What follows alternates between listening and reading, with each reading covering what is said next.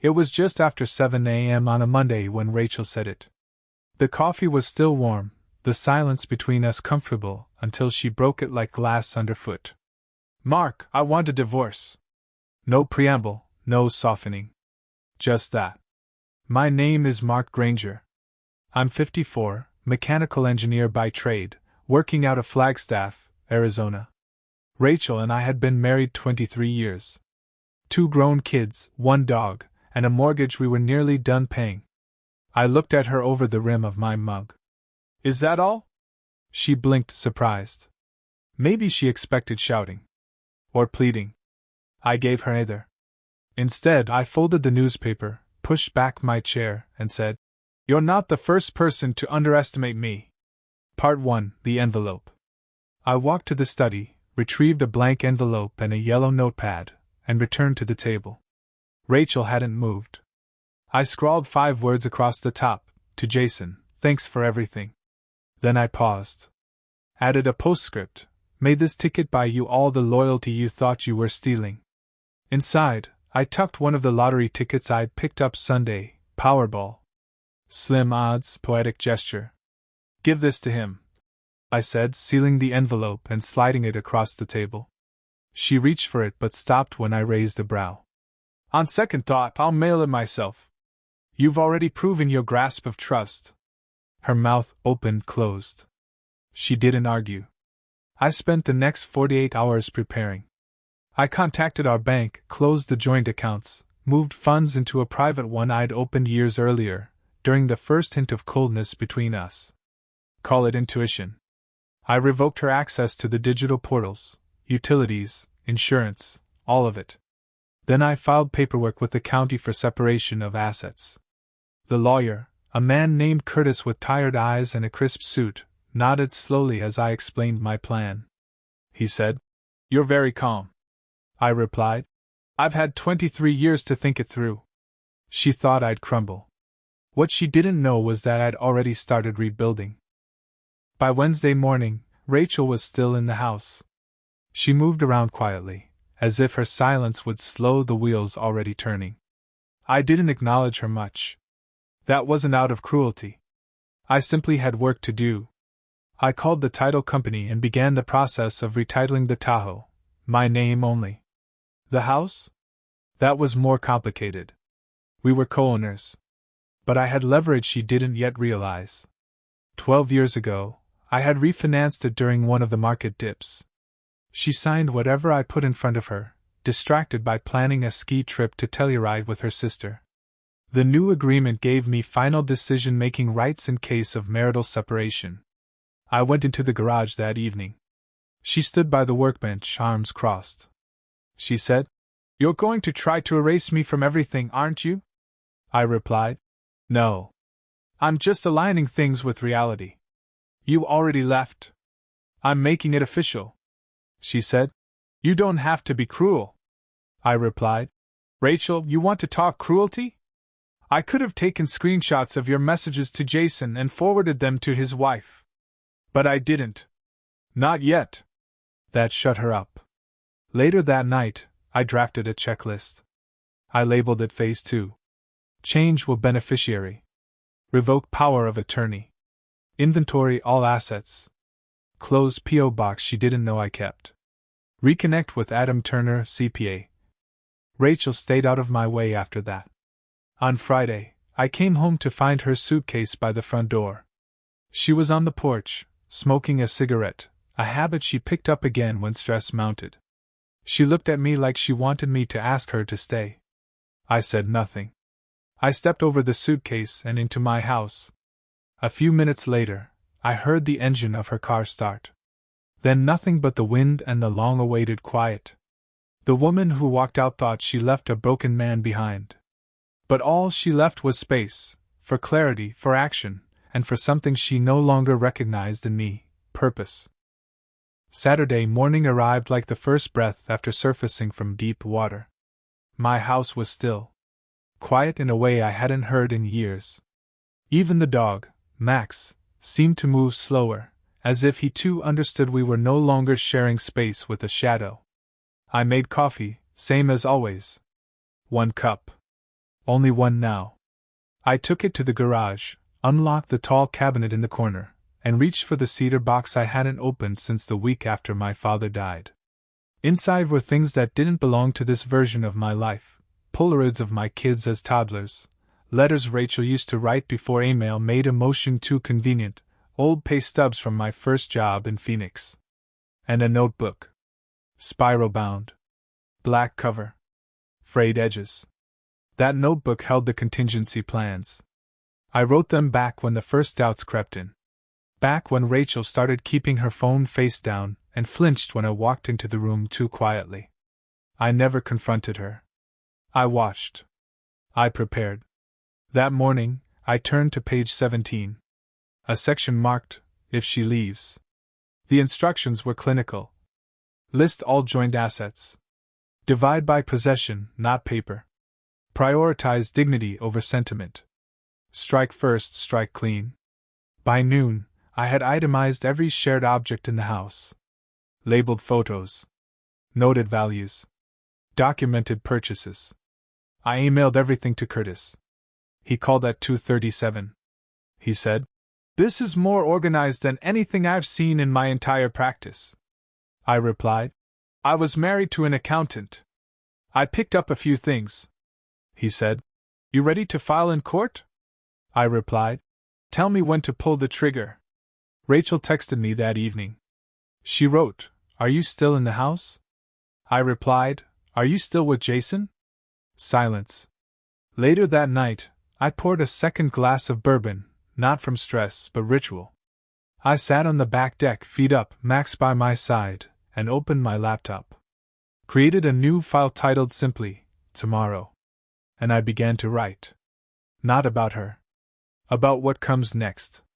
She thought walking away would destroy me. But she forgot who built this life in the first place, and who still knows how to rebuild it alone. On Monday afternoon, I drove across town to my son Nathan's office. He's 28, works in risk assessment for a mid-sized firm downtown. Rachel hadn't told him anything. I knew that much by the look on his face when I walked through the glass doors.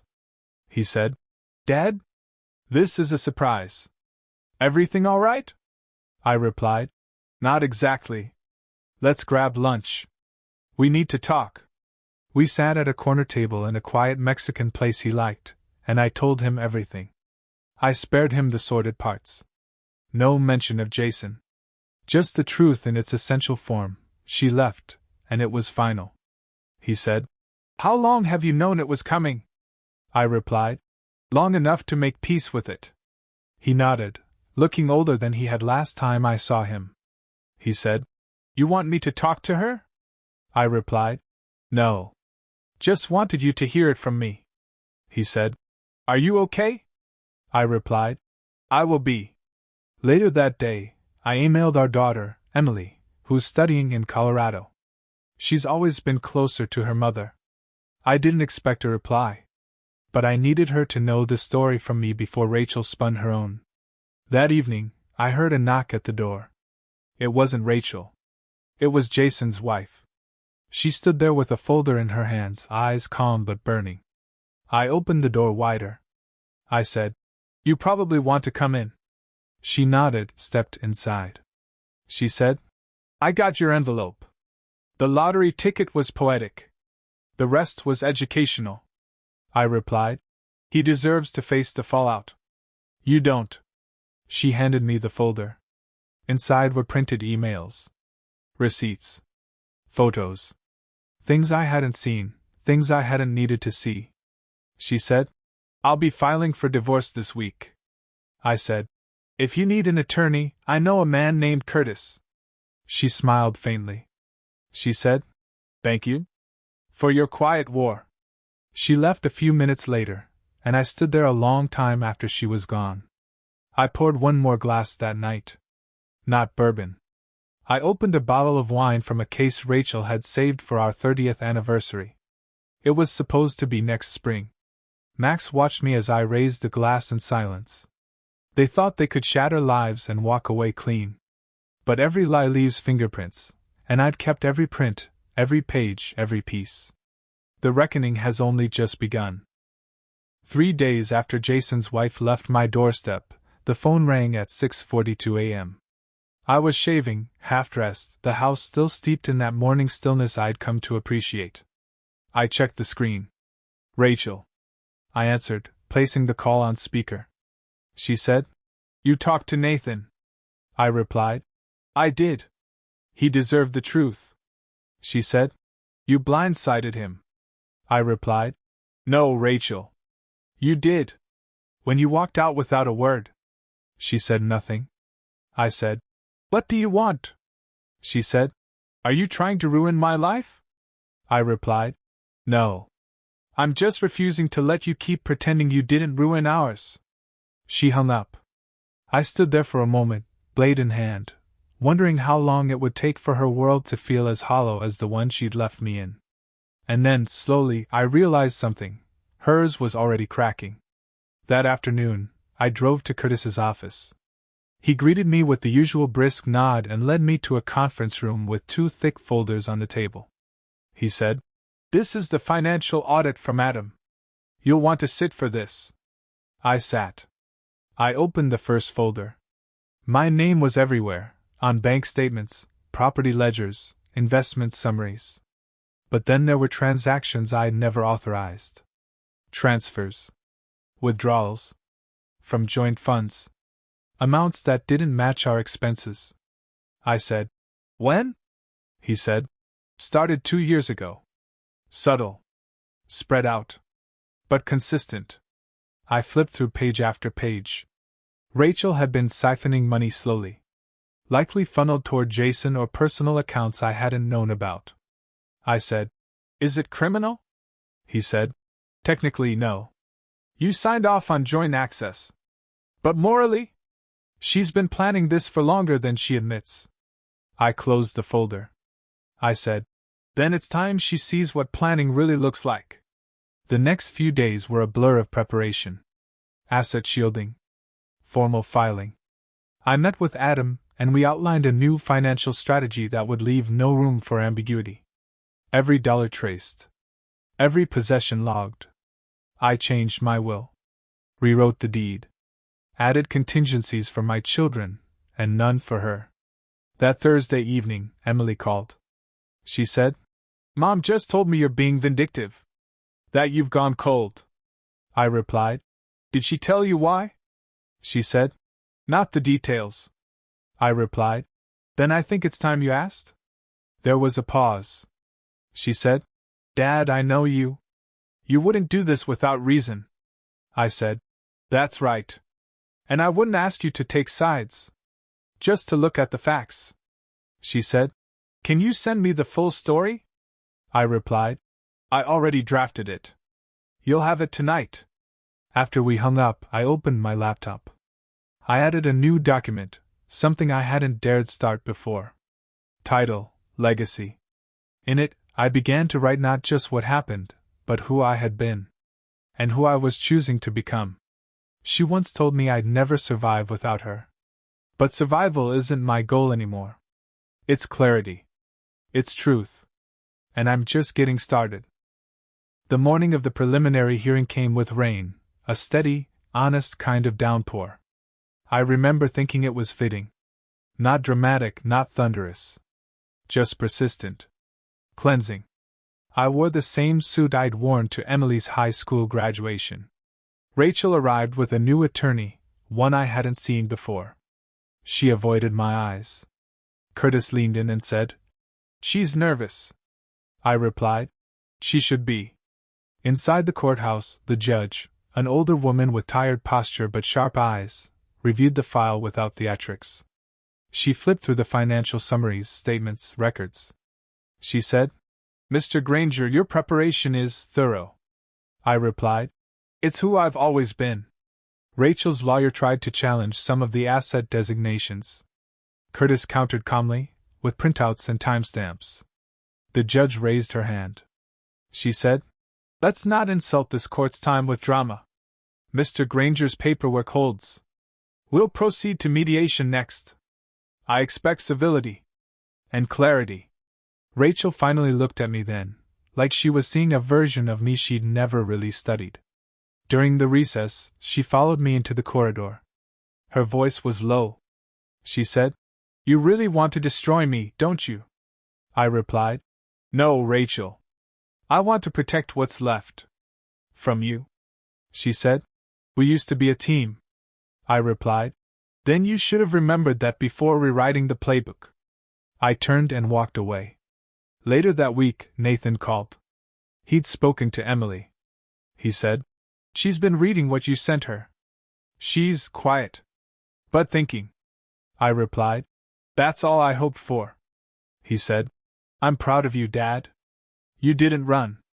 I replied, "I've run from a lot of things in life. But not this. Not anymore." That weekend, I drove north into the mountains. I needed space, not just from the process, but from the memory of who I had been inside that house. I stayed at a small cabin outside Sedona. No cell signal. Just wind through pines and the hum of silence. I took Max for long walks. I cooked simple meals.